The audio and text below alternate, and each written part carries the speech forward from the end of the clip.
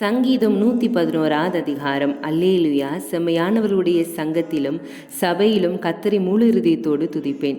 கர்த்தரின் செய்கைகள் பெரியவைகளும் அவைகளில் பிரியப்படுகிறவர்கள் எல்லாராலும் ஆராயப்படுகிறவைகளுமாயிருக்கிறது.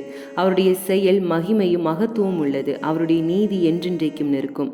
அவர் தமது அதிசயமான செய்கைகளை நினைவு கூறும்படி செய்தார். கர்த்தர் இரக்கமும் மன உருக்கமும் உள்ளவர். தமக்கு பயந்தவர்களுக்கு ஆகாரம் கொடுத்தார். தமது உடன்படிக்கையை என்றென்றைக்கும் நினைப்பார். ஜாதிகளின் சுதந்திரத்தை தமது ஜனங்களுக்கு கொடுத்ததினால் தமது கிரியைகளின் பலத்தை அவர்களுக்கு தெரியப்படுத்தினார்.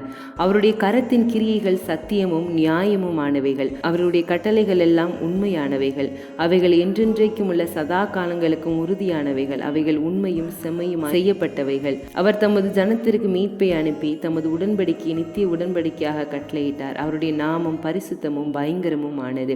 கர்த்தருக்கு பயப்படுதலை ஞானத்தின் ஆரம்பம். அவருடைய கற்பனைகளின்படி செய்கிற யாவருக்கும் நற்புத்தி உண்டு. அவர் புகழ்ச்சி என்றென்றைக்கும் நிற்கும்.